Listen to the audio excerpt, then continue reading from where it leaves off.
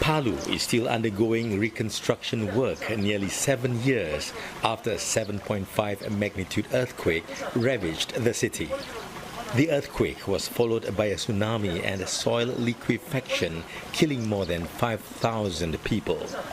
The once open beach area is now shielded by an embankment and an elevated road designed to protect against the devastating impact of future tsunamis. But some scars remain, a grim reminder of nature's fury. Not far from the beach, a new community has emerged. The Talisay housing estate was built by the government for survivors of the disaster. Masdar received the keys to his home some 2 months ago after living in a temporary shelter for a few years. The 60-year-old looks forward to his first Ramadan in the new permanent residence.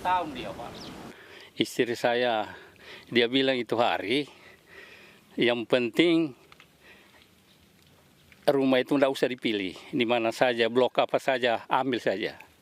Jadi kebetulan pas di lot, saya kena blok X nomor 11. Alhamdulillah perasaan lega rasanya Pak. Karena dengan adanya walaupun rumah belum diplester ini Pak, tetap kita senang tinggal di sini dengan istri. Ahmad is another survivor who will be spending his first Ramadan in the Talisay housing complex. The 38-year-old whose home near the beach was destroyed by the tsunami said securing a unit in the complex was not easy. Sulit betul-betul Pak, sulit Pak, tapi namanya kita tetap berusaha. Ya alhamdulillah tetap Tuhan berikan Pak, yang penting kita tidak malas untuk berusaha. Kesulitannya Pak, kayak berkas-berkas memang harus sesuai. Seperti tanah, memang kita harus punya tanah sendiri, lahan. Tidak bisa seperti yang ada di rekayasa begitu Pak. Tanah sesuai dengan nama sendiri. Sertifikat harus dengan nama sendiri.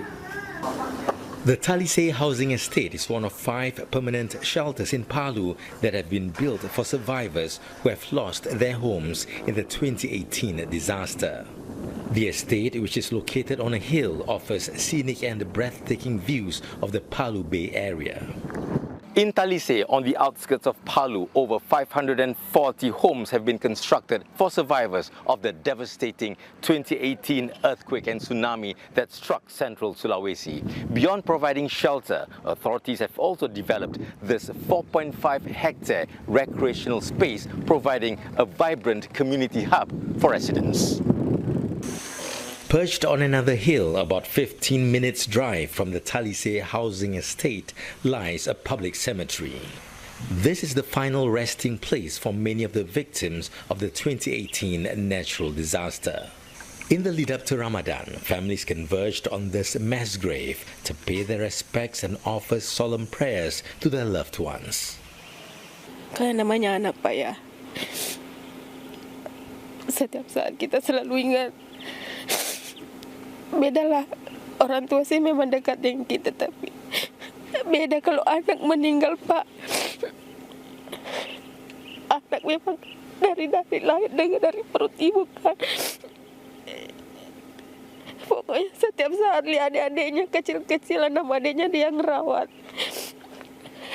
Jadi di saat-saat tertentu kita selalu ingat ke dia. Adik-adiknya juga kadang nangis cari kakaknya. The practice of visiting the grave before Ramadan is common among Muslims across Indonesia. Orang ke kubur itu untuk berziarah kapan saja bisa. Cuma kadangkala masyarakat itu menganggap bahwasanya di awal Ramadan itu hal yang lebih baik. Bagi kami itu tidak ada masalah. Yang terpenting adalah setiap jamaah itu mengingat bahwasanya suatu saat dia akan juga ke kubur. Sehingga mengingatkan kembali terhadap saudara-saudaranya yang sudah meninggal dan mendoakan itu.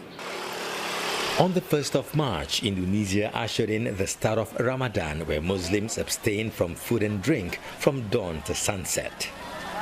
This bustling food bazaar in Palu is poised for brisk business, offering local delicacies and culinary treats before the break of fast. Ramadan is also a time for reflection and serves as a poignant reminder, with survivors of the deadly 2018 disaster seeking solace in prayer for their safety and prosperity in the face of adversity. Saifulbahri, Ismail, CNA, Palu, Indonesia.